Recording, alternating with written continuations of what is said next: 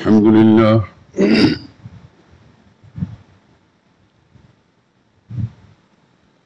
الحمد لله وحده والصلاة والسلام على من لا نبي بعده ولا رسول بعده ولا معصوم بعده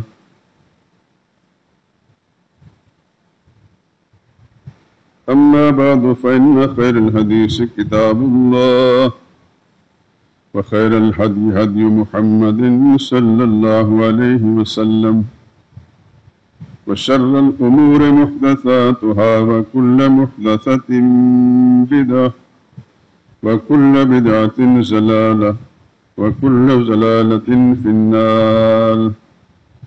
أعوذ بالله من الشيطان الرجيم. بسم الله الرحمن الرحيم. لقد رضي الله عن المؤمنين إذ يبايعونك تحت الشجرة فعلم ما في قلوبهم فأنزل السكينة عليهم وأثابهم فتحا قريبا ومغانم كثيرة يأخذونها وكان الله عزيزا حكيما.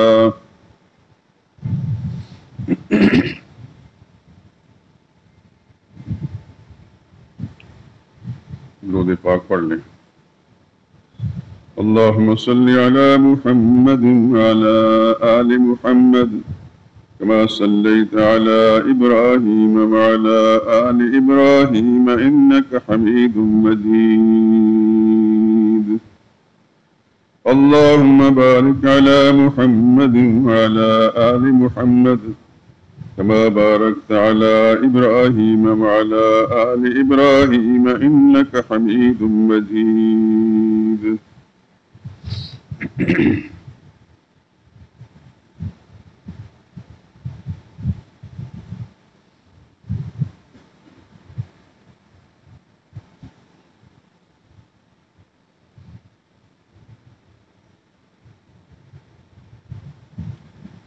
عاشق ذات خدا بے شک عثمان غنی. عاشق ذات خدا بے شک عثمان غنی. بے کرے شرم و حیا بے شک عثمان غنی. سبت جس نے چار جانب دین کا پرچم کیا وہ رفیق مصطفیٰ بے شک عثمان غنی.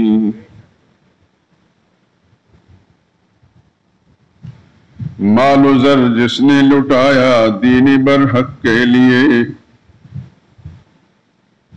مال و زر جس نے لٹایا دین برحق کے لیے. منبع جود و سخا بے شک عثمان غنی. اسوہ نبی کے تھے کامل نمونہ بالیقین. اسوہ نبی کے تھے کامل نمونہ بالیقین. ناشر شرع ہدا بے شک عثمان غنی. نور چشم مصطفیٰ دو آئیں ان کے عقد میں. نور چشم مصطفیٰ دو آئیں ان کے عقد میں. باحیا ہوں باصفا بے شک عثمان غنی. غازی دین خدا ہیں اور شہید راہ حق. غازی دین خدا ہیں اور شہید راہ حق. پے کرے صبر و رضا بے شک عثمان غنی. نبی نے ذی-النورین کا رتبہ کیا ان کو عطا. وہ سراپا باحیا بے شک عثمان غنی. یاد حق میں رات دن انور رہے جو عمر بھر. وہ مجسم باصفا بے شک عثمان غنی. عاشق ذات خدا بے شک عثمان غنی.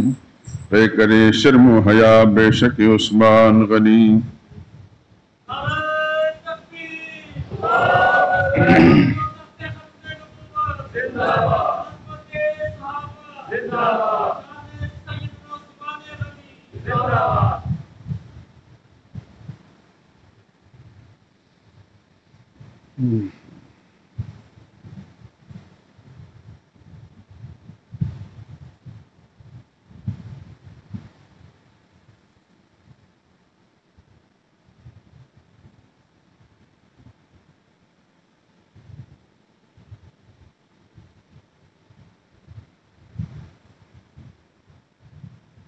آپ حضرات کے علم میں ہے کہ جب اللہ کی توحید کا مسئلہ بیان ہوتا ہے تو اس کے لیے بھی ایسے اشعار جو عظمت الہی کے آئینہ دار ہوتے ہیں میں پڑھنے کی کوشش کرتا ہوں،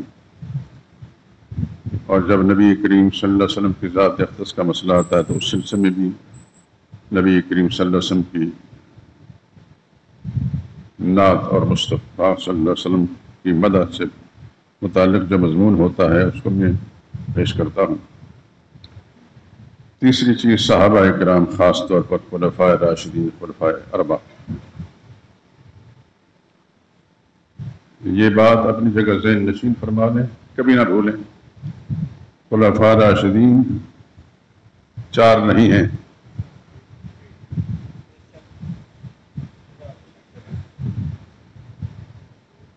کچھ پتہ نہیں ہماری زندگی کا کب اللہ کی طرف سے بلاوا آ جائے، لیکن یہ جو الفاظ میری زبان سے نکلتے ہیں مسجد کے در و دیوار بھی گواہ ہوں گے، اور آپ کا وجود اور آپ کے دماغ بھی اس پر گواہ رہنا چاہیے۔ خلفاء 6 ہیں، سیدنا ابوبکر صدیق، سیدنا عمر فاروق رضی اللہ تعالیٰ عنہما، سیدنا عثمان ذی النورین، سیدنا علی مرتضیٰ، سیدنا حسن اور سیدنا معاویہ رضی اللہ تعالیٰ عنہ۔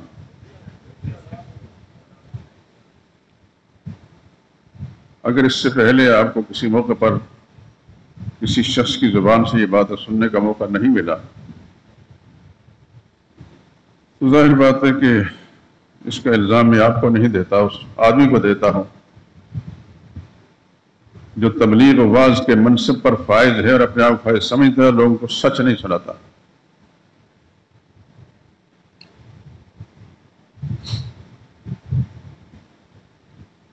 قرآن حکیم کے اندر صحابہ سب کے بارے میں فرمایا اولئک هم الراشدون،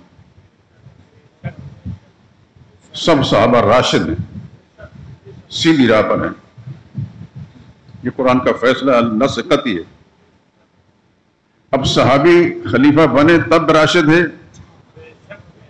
اور خلیفہ نہ بنے تو تب بھی راشد ہے۔ خلیفہ بننے سے پہلے تو اللہ کے فیصلے کے مطابق وہ راشد تھا، جس کا انکار ممکن نہیں۔ دین اور ایمان کے دائرے میں رہتے ہوئے کسی کے لیے انکار ممکن نہیں، اور جو کرتا ہے اس کا اسلام سے تعلق ہی کوئی نہیں، وہ خدا کا باغی ہے، قرآن کا باغی ہے۔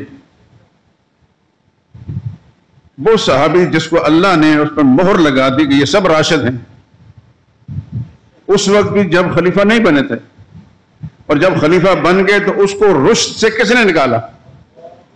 وہ نکال سکتا ہے جس کے لیے اللہ نے فیصلہ کر دیا کہ یہ راشد ہیں، وہ خلیفہ بننے سے پہلے بھی راشد تھے، بعد میں بھی راشد ہیں۔ اور صحابہ میں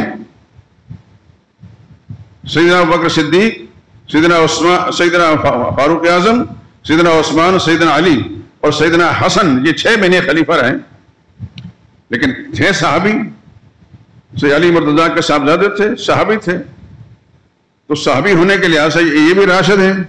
ان کے بعد 19.5 سال تک سیدنا معاویہ رضی اللہ تعالیٰ امیر المومنین پوری مملکت اسلامیہ کے 65 لاکھ سے زیادہ مربع میل کے رقبے پر سیدنا فاروق، عمر، عثمان، سیدنا معاویہ رضی اللہ تعالیٰ عنہ خلیفہ رہے، بلا ریب اور بلا شک۔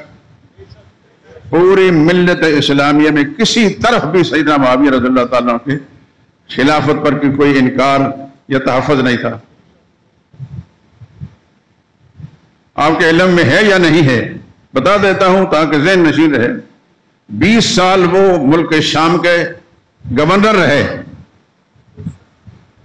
شام کے صوبے کے، اور پھر 19.5 سال تک پوری مملکت اسلام تمام صوبوں کے وہ امیر المومنین رہے۔ اس طرح 39 سال، 40 سال کے آسانی ایک خوش نصیب انسان پوری مملکت اسلامیہ کے امیر رہے مسلمانوں کے، اور یہ وہ خوش نصیب انسان نے جس نے اسلامی بحریہ تیار کی تھی۔ آج آپ کی بحریہ جو سمندر کے اندر جنگ کر کے دشمن کا راستہ روکتی ہے، اسلامی ادوار کے اندر سیدنا ابوبکر صدیق کے زمانے میں، سیدنا فاروق اعظم کے زمانے میں بحریہ نہیں تھی، ان کی اپنی حکمت تھی، لیکن سیدنا عثمان رضی اللہ تعالیٰ جب خلیفہ بنے ہیں تو شام کے گورنر سیدنا معاویہ رضی اللہ تعالیٰ نے پھر ان سے التجا کی کہ مجھے اجازت دیں کہ بحری بیڑا تیار کروں، چنانچہ انہوں نے اجازت دی، اور سیدنا معاویہ رضی اللہ تعالیٰ نے کمال کی بات ہے تو 1700 جنگی جہاز انہوں نے تیار کیے، اور پھر اس راستے سے دنیا میں کوئی ماں کا لال جو ہے مسلمانوں پر بری نظر ڈالنے والا نہیں تھا۔ اس کے بعد جو دنیا میں بحریہ بنی ہے تو پھر یہ اس کے بانی اول حضرت معاویہ ہے رضی اللہ عنہ، خلافت تھی حضرت عثمان کی، اور اس کام کے بانی تھے حضرت معاویہ رضی اللہ تعالیٰ۔ تو یہ بھی خلیفہ راشد ہیں، ابوبکر صدیق، فاروق اعظم، عثمان ذی النورین، علی مرتضیٰ، حضرت حسن اور حضرت معاویہ، سب خلفاء راشدین میں سے۔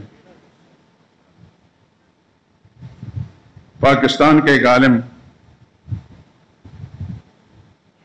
اب نہیں ہے دنیا میں، خدا کی کروڑوں رحمتیں نازل ان پر، بہت بڑے عالم تھے، صحابہ پر انہوں نے بہت کچھ لکھا اپنے زمانے میں، ملک سے باہر چلے گئے تھے، وہیں کی نیشنلٹی بھی تھی، ان کے بچے اب بھی وہیں رہتے ہیں۔ علامہ خالد محمود رحمت اللہ تعالی علیہ، اب تو پہچان گئے ہوں گے، بڑے انسان تھے، بڑے انسان تھے، بہت خوبیاں تھیں اللہ نے ان کو عطا کی۔ جب پاکستان تشریف لاتے جتنا عرصہ بھی یہاں رہتے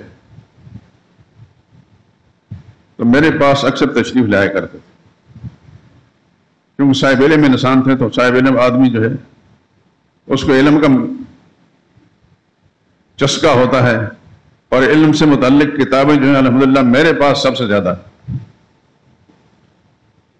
علم تو میرے اندر شاید نہ ہو، کم ہو، مجھ سے سب بہتر ہیں عمل کے اعتبار سے، علم کے اعتبار سے، لیکن کتابیں میرے پاس زیادہ ہیں۔ اور فرمایا کرتے تھے کہ میں آپ کے پاس اس لیے آتا ہوں کہ کسی اور ملک ان کے پاس کتابیں ہیں ہی نہیں۔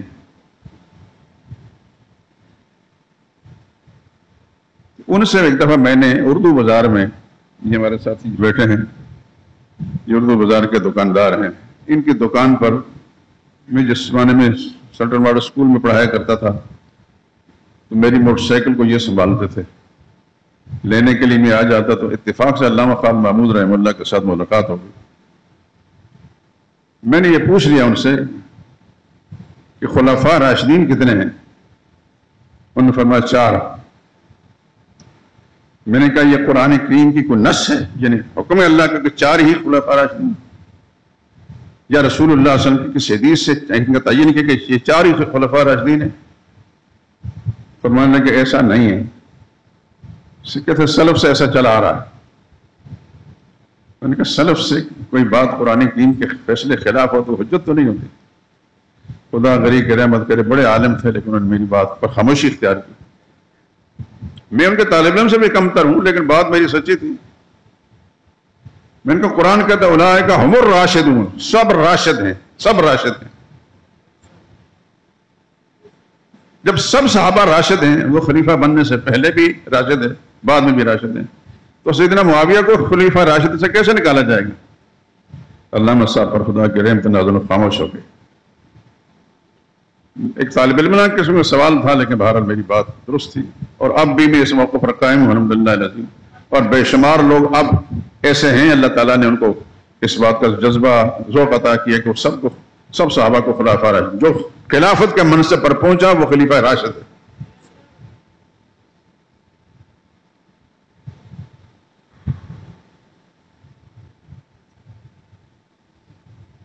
تو ایک نظم میں نے آپ سے کے سامنے پڑھی، ایک اور نظم بھی میرے پاس ہے جو میں نے کہیں سے نقل کر لی ہے، وہ بھی میرا دل چاہتا ہے کہ سنا دوں۔ آج میں نے دوبارہ یہ مضمون اس لیے کیا کہ پچھلے جمعے میں مضمون مکمل نہیں ہوا تھا، دل چاہتا ہے کہ وہ اشعار آپ کو بھی سنا دوں۔ نبی کے اطاعت شعار عثمان، نبی کے خدمت گزار عثمان، نبی کے اطاعت شعار عثمان، نبی کے خدمت گزار عثمان، نبی کے داماد و دوست عثمان، علی کے ہم زلف و یار عثمان، حیا میں کامل، وفا میں کامل، رضا میں کامل، سخا میں کامل، حیا میں کامل، وفا میں کامل، رضا میں کامل، سخا میں کامل، نجیب عالی وقار عثمان، مدبر و بردبار عثمان، کہیں جو اسلام کو چمن ہم تو اس چمن کی بہار عثمان، کہیں جو اسلام کو چمن ہم تو اس چمن کی بہار عثمان، ید خدا ہے ید نبوت، ید نبوت ید غنی ہے، تیرے سوا مل سکا ہے کس کو یہ مرتبہ یہ وقار عثمان،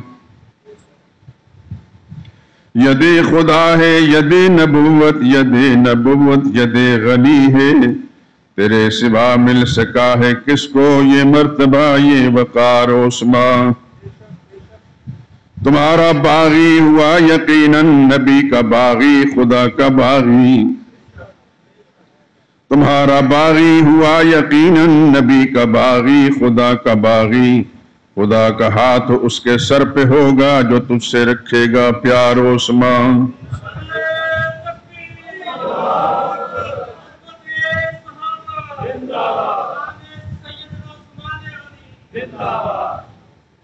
تیرا یہ قرآن سے تعلق، تیری یہ قرآن سے محبت،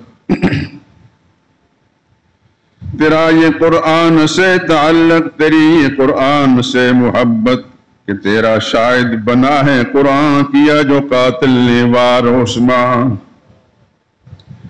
نبی کے اطاعت شعار عثمان، نبی کے خدمت گزار عثمان، نبی کے داماد و دوست عثمان، علی کے ہم زلف و یار عثمان،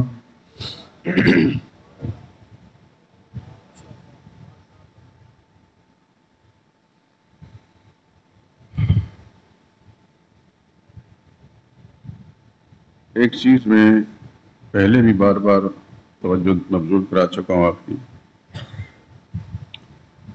یقیناً آپ پڑھے لکھے لوگ ہیں،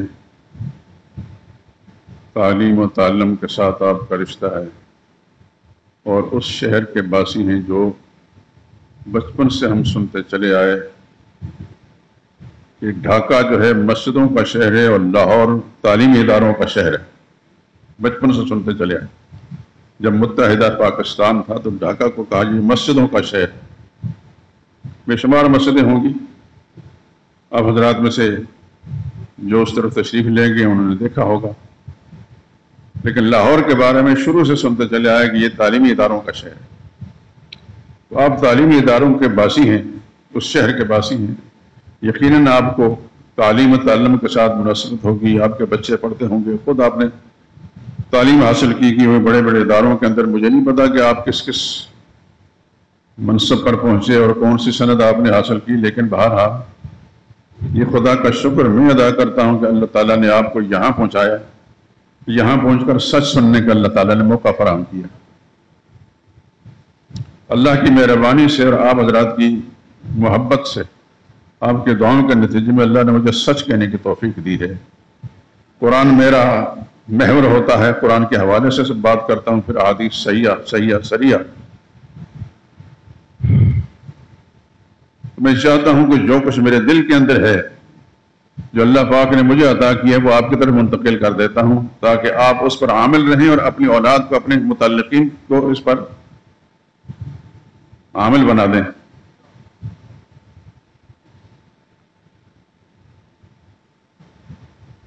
چونکہ یہ ماہ مبارک، اس کی 18 تاریخ جو گزر چکی ہے پچھلا جمعہ، یہ سیدنا عثمان رضی اللہ تعالیٰ کی شہادت کی تاریخ۔ یہ تو ہو سکتا ہے کہ بہت سارے دوستوں کے ذہن کے اندر یہ بات ہو کہ سیدنا عثمان کے ساتھ کس کی دشمنی تھی؟ ہر اس شخص کے زبان سے دشمنی تھی جو خدا اس کے رسول کا دشمن ہے. وہ آج بھی دشمن ہے، کل بھی دشمن تھا. خدا کی لعنت اس پر اس وقت بھی تھی اور آج بھی ہے.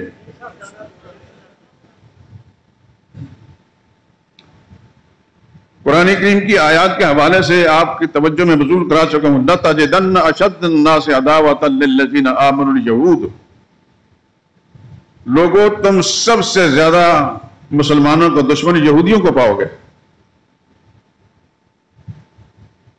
وَالَّذِينَ أَشْرَكُوا دوسرے نمبر پر مشرک ہوگا. کل بھی اللہ کا قانون یہ تھا اور آج بھی یہی ہے. یہود پہلے نمبر کا اسلام اور مسلمانوں کا دشمن ہے. ڈائریکٹ یہودی ہو یا یہودی کو ایجنٹ ہو، یہ مسلمان کو اسلام کا دشمن ہے. تجربہ آپ کو کچھ ہوگا، کریں گے آپ. اللہ آپ لوگوں کو سلامت رکھے، صحیح فہم نصیب فرمائے. سیدنا عثمان رضی اللہ تعالیٰ عنہ تقریباً 12 سال خلافت کے منصب پر رہے.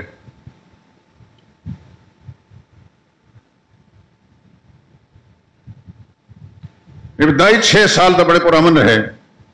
بعد کے 6 سالوں کے اندر یہودی سازش اور مجوسی سازش. یاد رکھیں اسلام کے 2 بڑے دشمن یہود اور مجوس. مجوسی اس کو کہتے ہیں جو آگ پوجنے والا ہو، اور یہودی تو آپ کو پتہ ہی ہے. کسی زمانے میں ایران اس کا مرکز تھا. فاروق اعظم رضی اللہ تعالیٰ عنہ زمانے میں پھر مجوس کا تحت اس کا تختہ الٹا گیا اور ذلیل و خوار کیا گیا. بڑا عرصہ تک یہ اسلام مرکز رہا. بعد میں مسلمانوں کی کمزوری کے سبب میں پھر مجوسیوں کے پاس چلا گیا.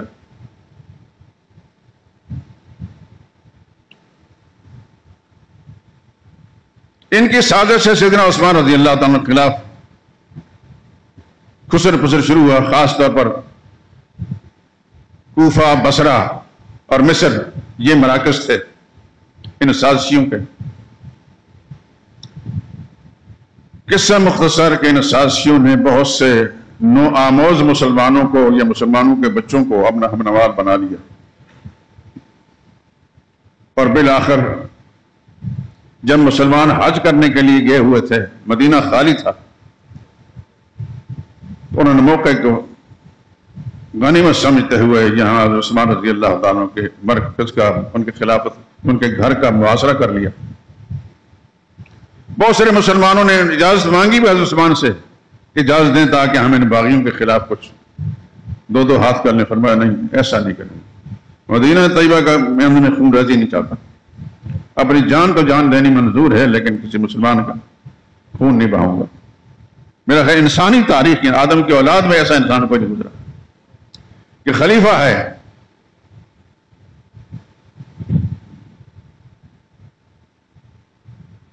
کئی لاکھ مربع میل مرکز اور زمین پر ان کی خلافت کا ایک حکم چلتا ہے، لیکن انہوں نے ان باغیوں کے خلاف کسی ایک مسلمان کو اجازت نہیں دی کہ ان کے خلاف. ظاہر ہے کہ آپ جب ہاتھ اٹھاؤ گے تو مریں گے. یہ چاہتے تھے کہ کوئی نہ مرے میری خاطر.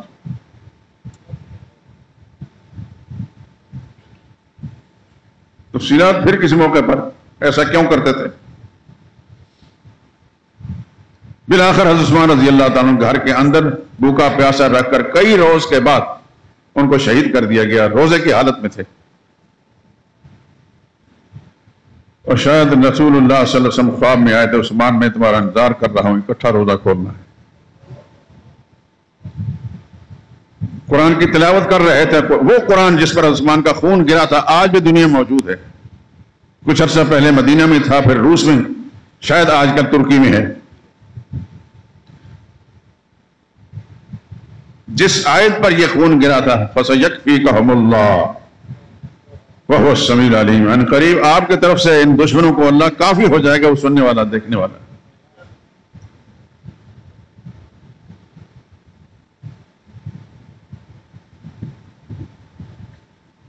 آپ سن چکے ہیں کہ آدم کی اولاد میں کوئی شخص ایسا نہیں گزرا جس کی زوجیت میں، جس کے نکاح میں کسی پیغمبر کی 2 بیٹیاں ہوں. یہ بھی سن چکے ہیں کہ رسول اللہ نے فرمایا ابراہیم اور لوط کے بعد دنیا میں کوئی شخص ایسا نہیں گزرا جس نے اپنے اہل بیت یعنی اپنی بیوی کے ساتھ ہجرت کی ہو. اور سیدنا عثمان رضی اللہ تعالیٰ دور مہاجر تھے، حبشہ کے مہاجر بھی تھے اور پھر مدینہ کے مہاجر بھی تھے. ان کو ذوالنورین کہنے کی وجوہ علماء نے بیان کی کہ دو صاحبزادیاں رسول اللہ صلی اللہ علیہ وسلم کی دو نور نظر تھی ان کی زوجیت میں، اس لیے یہ ذوالنورین تھے. اور دو ہجرتوں والے ہونے کے وجہ ان کو بھی ذوالنورین اس لیے کہا جاتا ہے. ایک بات ذہن نشین فرما لیں، رسول اللہ کی امت میں پہلے انبیاء اکرام علیہ السلام کی امتوں کو ہمیں حال معلوم نہیں. نبی کی امت میں کوئی انسان ایسا نہیں گزرا جس نے اپنے مال سے اسلام کی اتنی خدمت کی ہو جتنی عثمان نے کی ہے.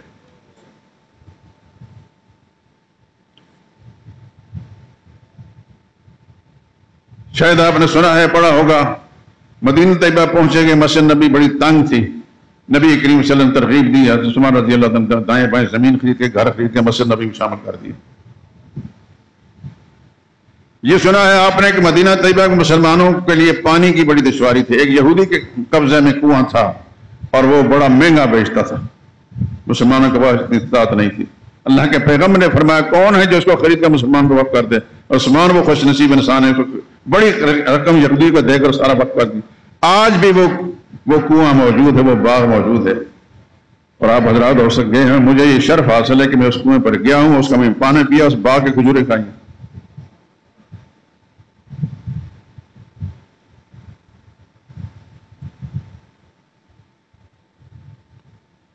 لیکن ایک سب سے بڑی بات یہ ہے کہ جب غزوات میں مالی ضرورت پیش آئی تو غزوہ تبوک نبی کریم صلی اللہ علیہ وسلم کی زندگی کا ایک ایسا مشکل مرحلہ تھا. سخت گرمی کا موسم تھا، دور دراز کا سفر تھا، بہت بڑے دشمن کے ساتھ مقابلہ تھا. اس وقت رسول اللہ صلی اللہ علیہ وسلم نے فرمایا کہ کون ہے؟ عثمان. اللہ اکبر. کروڑہا رحمت نازل ہوں. اٹھے 100 اونٹ نبی کریم صلی اللہ علیہ وسلم کے سامنے پیش کیے، سامان جہاد سمیت. دوبارہ حضور نے فرمایا، پھر دوبارہ اٹھے 100 اونٹ سامان جہاد اور غذائی اجناس سمیت ان کو پیش کیے. تیسری مرتبہ بھی 100 اونٹ پیش کیے. اور پھر جب رسول اللہ صلی اللہ علیہ وسلم نے مزید ترغیب دی تو گھر 1000 اشرفیاں لا کر رسول اللہ کی گود میں ڈال دی.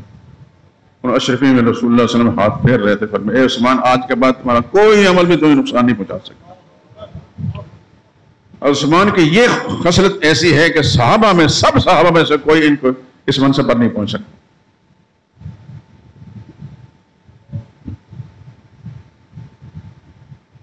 بارہا جس خوش نصیب انسان نے نبی کی زبان سے اللہ کی جنت حاصل کی، یہ کام کر لو کہ خدا سے جنت لے لو، یہ کام کر لو خدا سے جنت لے لو. کتنی دفعہ جنت لی.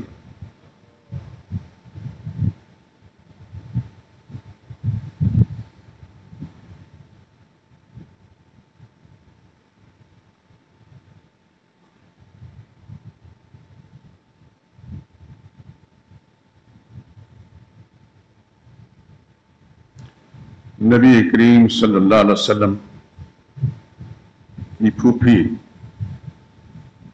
ام الحکیم البیضاء جن کا نام تھا، نبی کریم صلی اللہ علیہ وسلم کی والد گرامی کی جڑواں بہن تھی.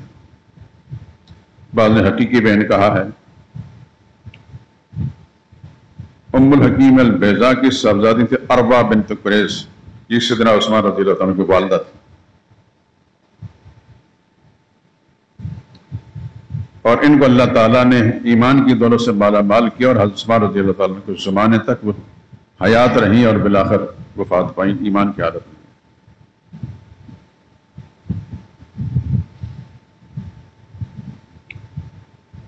سیدنا عثمان رضی اللہ تعالیٰ عنہ کے خلاف جو باغیوں نے بغاوت کا علم بلند کیا تو اس وقت بڑے بڑے باخبر لوگوں نے، ایک عالم تھے عبداللہ بن سلام رضی اللہ تعالیٰ عنہ، پہلے یہودی تھے، بعد میں ایمان کی دولت سے مالا مال میں بہت بڑے عالم تھے.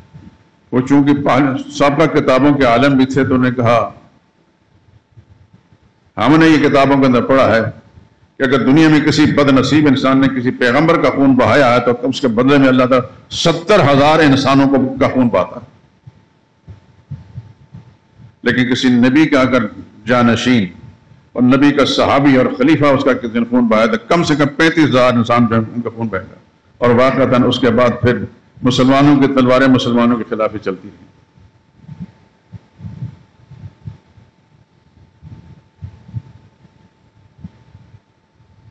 نبی صلی اللہ علیہ وسلم کا اتنا معتمد انسان، ہم پوری صحابہ کی تاریخ کو دیکھتے ہیں، کوئی نظر نہیں آتا۔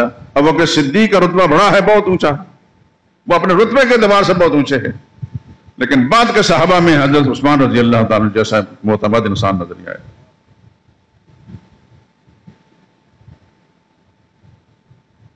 یہ تو آپ پچھلے جو ہم سن ہی چکے ہیں کہ رسول اللہ صلی اللہ علیہ وسلم کی 2 صاحبزادیاں کے نکاح میں آئیں، کس قدر پیغمبر کا اعتماد ہے۔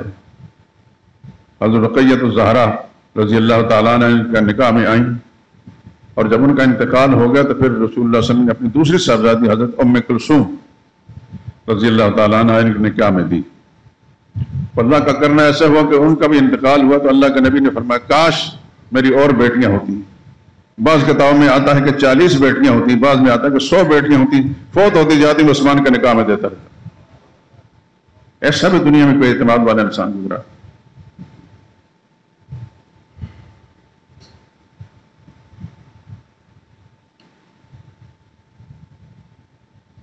یہ تو آپ سن ہی چکے ہیں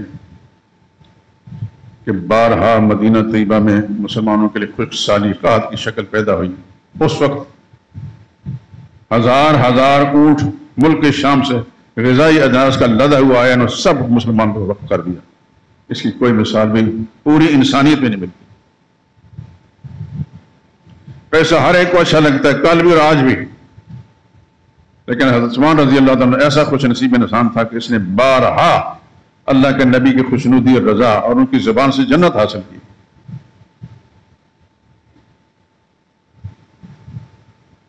آپ کے علم میں شاید یہ ہے یا تھوڑا سا میں اشارہ دے دیتا ہوں۔ نبی کریم صلی اللہ علیہ وسلم کی کتنی صاحبزادیاں تھیں؟ شکر ہے، الحمدللہ الحمدللہ، اللہ تعالیٰ آپ کو جزائے خیر دے۔ کل پرسوں میں نے سوشل میڈیا پر ایک کلپ دیکھا، ایک ٹی وی اینکر اکثر بیشتر سامنے آتا ہے، 3 نوجوان ہیں، کم عمر 25 سے 30 سال کی عمر کے نوجوان ہوں، ان سے پوچھتا ہے، ایک سے پوچھتا ہمارا دین کون سا ہے؟ تو ایک نے جھجکتے کچھ وقت شکر ہے، میرے دل میں خوش ہوا کہ چلو اس مسلمان کا تو بھی ہمارا دین اسلام ہے۔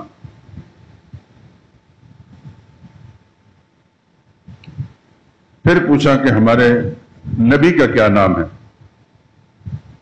دیکھا ہوگا آپ سب نے، نہیں بتا سکا، کافی سوچ بچار کے بعد نہیں بتا سکا۔ ساتھ والا جو ہے اس نے کہا جی ہمارے نبی کا نام صلی اللہ علیہ وسلم ہے۔ اس نے کہا صلی اللہ علیہ وسلم یہ درود کے جملے ہیں، رسول اللہ صلی اللہ علیہ وسلم کا نام کیا ہے، نبی کا نام کیا ہے؟ خدا کی قسم کوئی تینوں میں سے کوئی نہیں بتا سکتا۔ کچھ چیزیں ایسی ہیں یہ سوشل میڈیا نے جہاں لوگوں کو فائدہ پہنچایا، میری طرح کا آدمی جو ہے میرے لیے عذاب ہے، میں دیکھتا تو بہت کم ہوں، بھی چھوٹا موبائل جو فون کیا فون سن لیا بس، لیکن وہ کبھی کبھی اس لیے ضرور پیش آ جاتے ہیں کہ ملک سے باہر میرا بھائی بھی ہے، میری بچی بھی، ان کے ساتھ بات کرنے کا موقع ملتا ہے تو اسی موقع پر کچھ چیز دیکھ لیتا ہوں، بڑی تکلیف ہوتی ہے خدا کی قسم۔ آپ نے دیکھا ہوگا چند ہفتے پہلے اس طرح ایک نوجوان کسی سے پوچھتا ہے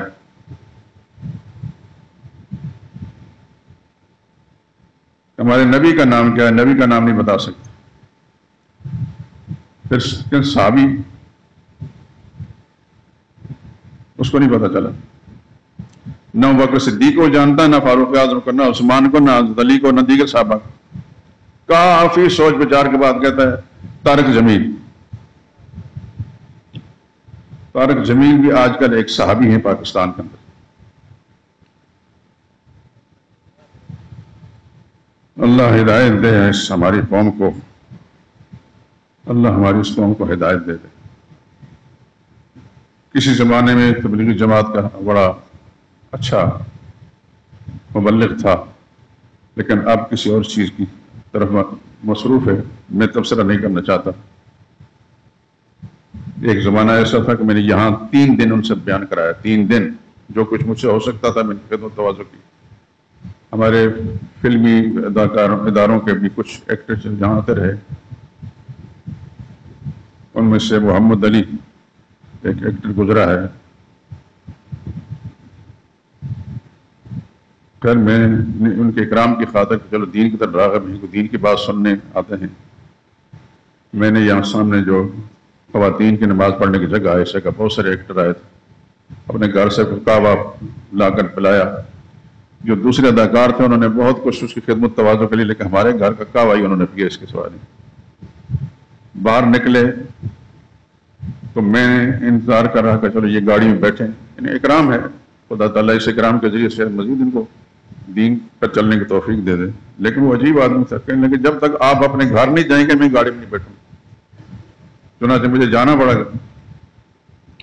یہ اس زمانے کی بات ہے جب طارق جمیل کے ساتھ ایسا ہوتا۔ اب مجھے پتہ چلا کہ طارق جمیل طرح طرح کی باتیں کرتا ہے اور اسلامی عقائد کے خلاف باتیں کرتا ہے۔ مجھے دکھ ہے اس بات کا، ہم دل سے ہر ایک کی قدر کرتے ہیں جو بھی دین کا کام کرتا ہے، لیکن اسلامی عقائد، میرا باپ بھی اگر ہو خدا کی قسم اس کو ماننے کے لیے تیار نہیں، اس کے خلاف اگر کوئی بات کرے تو اب تو وہ آپ سوشل میڈیا پر بہت کچھ جانتے ہیں، کہیں سے کہیں پہنچ چکے۔ ہم اللہ سے اپنے لیے بھی اور سب کے لیے دعا کی درخواست کریں، یا اللہ سب کو ہدایت پر رکھ۔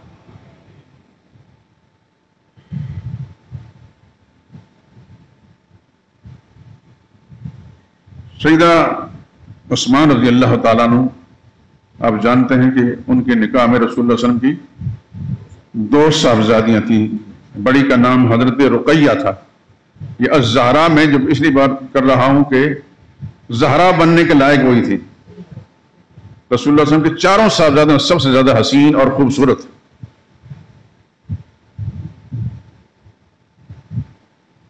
یار لوگوں کے ہاتھ میں جب کچھ آیا تھا پھر انہوں نے کچھ سے کچھ بنا دیا۔ اگر وہ سیدنا حمزہ رضی اللہ تعالیٰ کو سید الشہداء نہیں کہتے، ہم کیا بگاڑ سکتے ہیں؟ سیدنا حمزہ کو شیر خدا نہیں کہتے، ہم کیا بگاڑ سکتے ہیں؟ میرے نبی کی زبان سے سیدنا حمزہ کے لیے شیر خدا کا لفظ نکلا صلی اللہ علیہ وسلم۔ اسد اللہ و اسد رسول ہی، یہ اللہ کا بھی شعر ہے اور خدا کے رسول کا بھی شعر ہے، حدیث کی کتابوں کے اندر یہ الفاظ ہیں۔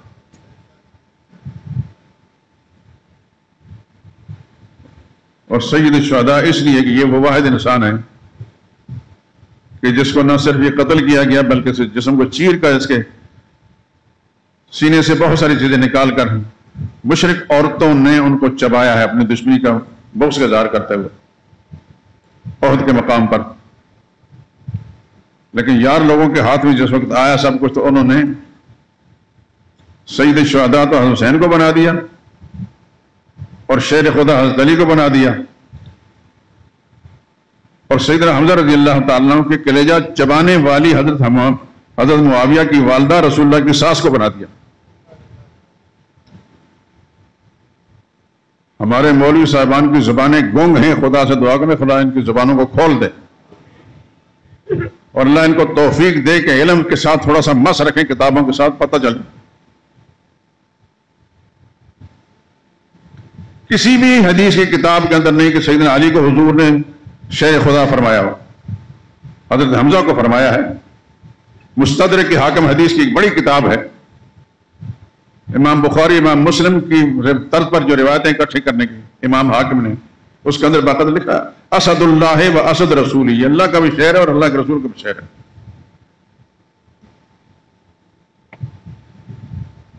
بات یہ عرض کر رہا تھا کہ حضور صلی اللہ علیہ وسلم کی 4 صاحبزادیوں سے ایک صاحبزادی سیدہ فاطمہ رضی اللہ تعالی عنہ، ایک ہاشمی سیدنا علی رضی اللہ تعالیٰ نکاح میں آئی، باقی 3 صاحبزادیاں امویوں کے نکاح میں گئیں۔ 2 صاحبزادیاں تو حضرت عثمان جو اموی تھے ان کے نکاح میں گئی، اور بڑی صاحبزادی سیدہ زینب جو ہے حضرت ابوالعاص بن ربیع جو اموی تھے ان کے نکاح میں گئی۔ تین بیٹیوں کے شوہر رسول اللہ صلی اللہ علیہ وسلم کے داماد وہ بنو امیہ سے تعلق رکھتے ہیں. ایک صاحبزادی کے شوہر حضرت علی رضی اللہ تعالیٰ وہ بنو ہاشم سے تعلق رکھتے ہیں. ایک بات یہ ذہن نشین فرما لیں.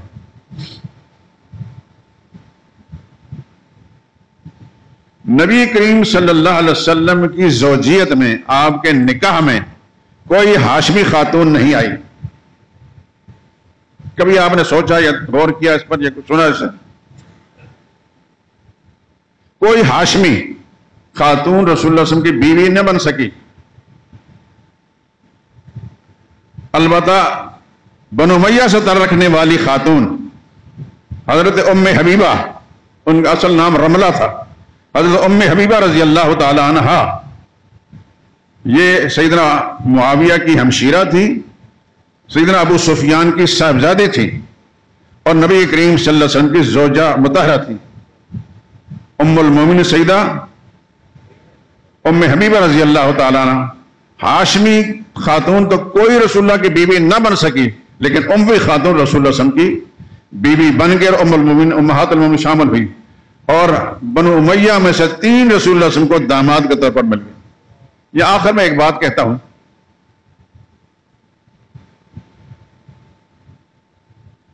سیدہ فاطمہ رضی اللہ تعالیٰ عنہ جو حضرت علی کی زوجہ مطہرہ تھی، سرور عالم صلی اللہ علیہ وسلم کی صاحبزادی تھی، حضرت علی رضی اللہ تعالیٰ عنہ اس زمانے میں حضور صلی اللہ علیہ وسلم کے گھر میں ہی پرورش پا رہے تھے. یہ ذہن نشین فرما لیں. اپنا کوئی گھر نہیں تھا. افلاس اور غربت کا یہ عالم تھا کہ حضور صلی اللہ علیہ وسلم کے گھر میں رہتے تھے، اور مدینہ طیبہ میں یہ جو کھیتی باڑی کرنے والے یا باغبانی کرنے والے لوگ، ان کے پاس حضرت علی رضی اللہ تعالیٰ عنہ کچھ محنت مزدوری کرتے تھے. جوان ہو گئے، شادی نہیں ہوئی تھی، وسائل تھے نہیں، نہ اپنے گھر تھا تو نہ کوئی وسائل تھے کہ شادی کہاں سے کریں. حضرت ابوبکر صدیق، حضرت فاروق اعظم، خدا کی کروڑ ہار رحمتیں نازل ہو ان دونوں پر، انہوں نے حضرت علی سے پوچھا کہ تم شادی کیوں نہ کرتے؟ انہوں نے کہا حضرت میں کہاں سے شادی کروں، نہ میرے رہنے کا گھر ہے، نہ زندگی نظام چلانے کے لیے ایسے وسائل ہیں.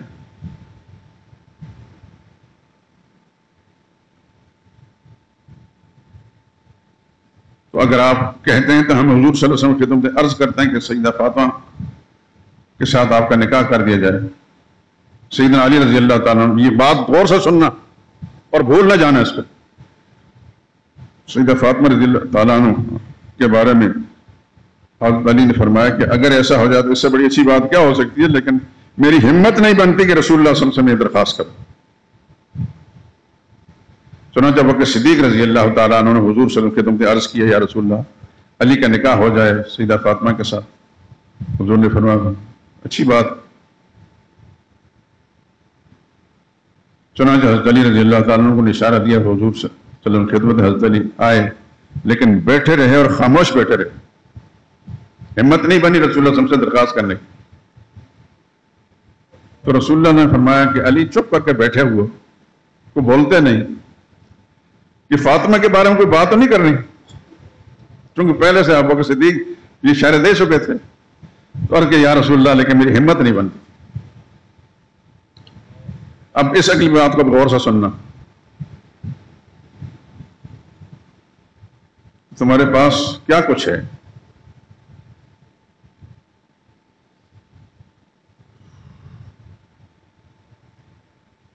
تو عرض کرنے لگے ایک گھوڑا ہے جو اکثر مجاہدین استعمال کرتے تھے، اور ایک زرہ ہے. حضور صلی اللہ علیہ وسلم نے فرمایا کہ گھوڑا تو رہنے دو، جہاد میں کام آئے گا، زرہ کو بیچ آؤ. چنانچہ حضرت علی رضی اللہ تعالیٰ عنہ زرہ کو لے کر باہر نکلے.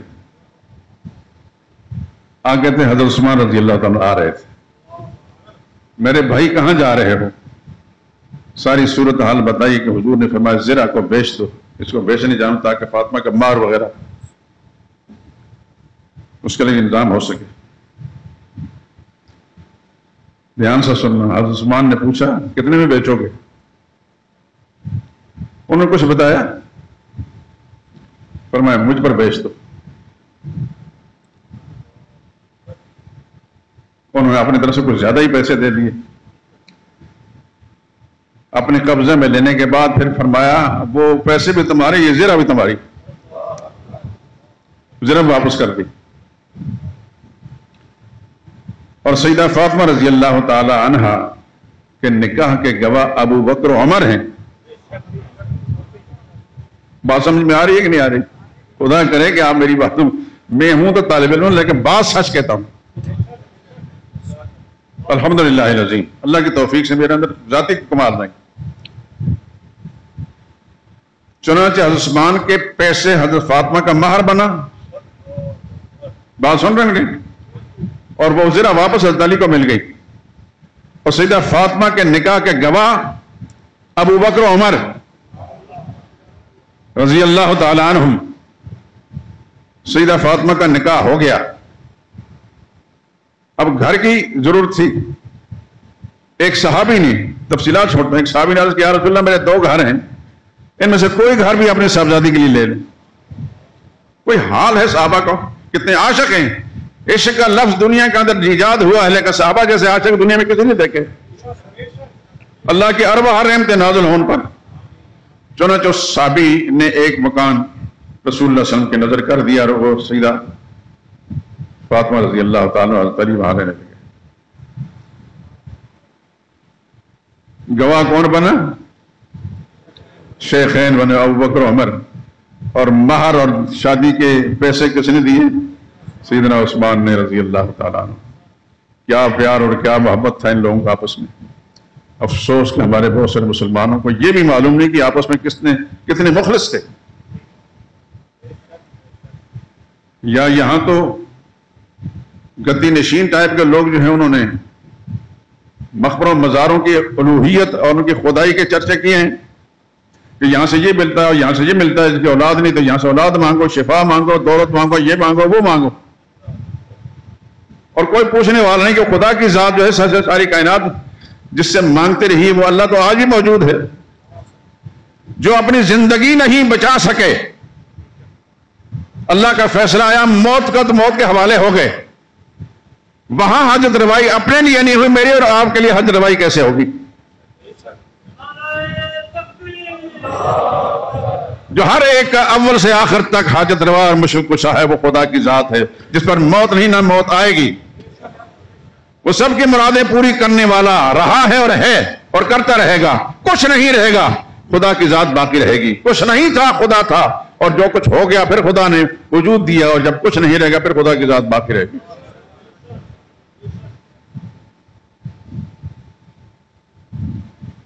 تو یہ سیدنا عثمان رضی اللہ تعالیٰ کے حوالے سے بات آ گئی کہ یہ آپس میں بہت پیار کرنے والے تھے. دشمن لوگ جس طرح بھی چاہیں اپنے دشمن اور بغض کو نکالیں وہ نکالتے رہیں، لیکن حقیقت یہ ہے کہ صحابہ آپس میں پیار کرنے والے تھے. یہ میں نہیں کہتا، میرا رب کہتا ہے قرآن. محمد الرسول اللہ، قرآن کی آیت ہے. محمد الرسول اللہ، محمد اللہ کے رسول ہیں. والذین معه اشداء علی الکفار، اور جو محمد کے ساتھی ہیں. یہ کون کہہ رہا ہے؟ اللہ فرما رہے ہیں. والذین معه، جو اس کے ساتھی ہیں. اشداء علی الکفار، کافروں کے مقابلے میں بڑے دلیر اور بڑے سخت ہیں. بزدلی کا، ڈرپوکی کا مظاہرہ نہیں کرتے. ایک بات، یہ صفت اللہ نے کس کی بیان کی؟ صحابہ کی. رحماء بینہم، کیا ہے یہ؟ رحماء بینہم، محمد کے ساتھی آپس میں بہت پیار کرنے والے تھے. یہ اطلاع کس نے دی ہے؟ جو دلوں کا حال جاننے والا ہے. اپنی ازلی ابدی کتاب میں جو قیامت تک کچھ نہیں رہے گا، قرآن باقی رہے گا، تب بھی اس میں لکھا گا رحماء بینہم، صحابہ آپس میں پیار کرنے والے تھے. آپ تاریخ کی کسی کتاب یا کسی رائٹر کی کتاب اس کو پڑھیں گے، اس کو جوتی کے نوک پر اٹھا کر باہر پھینکے، پاؤں کے نیچے رونگ آگ میں ڈال دیں، خدا کا قرآن نہیں چھوڑا جا سکتا. دنیا کی کسی تاریخ کی کوئی کتاب بھی ہو، اس کی کوئی حیثیت نہیں خدا کے قرآن کے مقابلے میں. یہ خرافات جتنے بھی صحابہ کے دشمنیوں کے عداوتوں کے ان کتابوں میں لکھے ہیں، یہ اکثر یہودی اور مجوسی تھے، یہودی اور مجوسی تھے۔ انہوں نے اپنا بغض نکالا ہے ان کتابوں کے اندر صحابہ کی دشمنی کے، لیکن مسلمان سب سے زیادہ ترجیح کس کو دیتا ہے؟ اللہ کے قرآن کو، اور پھر نبی کریم صلی اللہ علیہ وسلم کی صحیح فرمان کو۔ حدیث کے لیے لفظ صحیح فرمان دنیا میں کوئی ایسا نہیں گزرا کہ رسول اللہ صلی اللہ علیہ وسلم کے صحابہ کرام کے بارے میں ایسی کوئی بات آئی ہوگی آپس میں دشمنی رکھتے تھے۔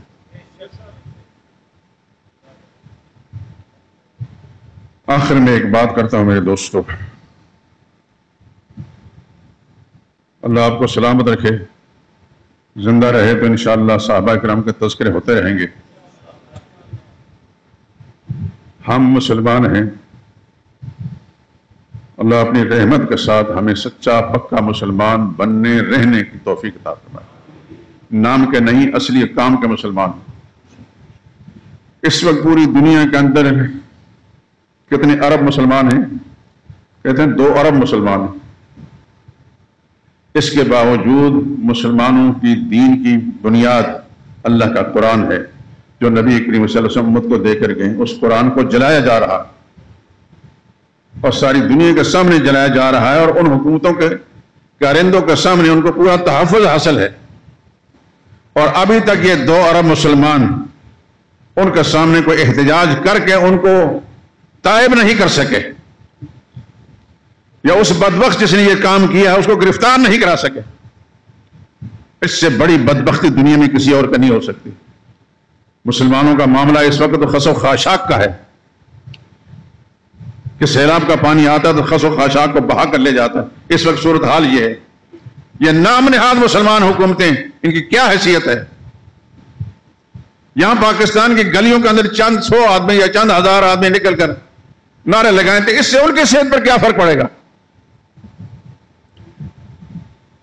کفار پر اپنا روب ڈالنے کے لیے اسلام نے جہاد کا عمل بتایا تھا، جس کو آج کا مسلمان بھول چکا ہے۔ اور سمپل کے طور پر میں بتاتا ہوں، آپ کا پڑوسی ملک افغانستان کوئی بھی ان کا معاون مددگار نہیں، حتیٰ کہ آپ کا پاکستان بھی نہیں، بلکہ پرویز مشرف ملعون کے زمانے میں باقاعدہ کفر کے ساتھ مل کر ان پر حملے کیے گئے۔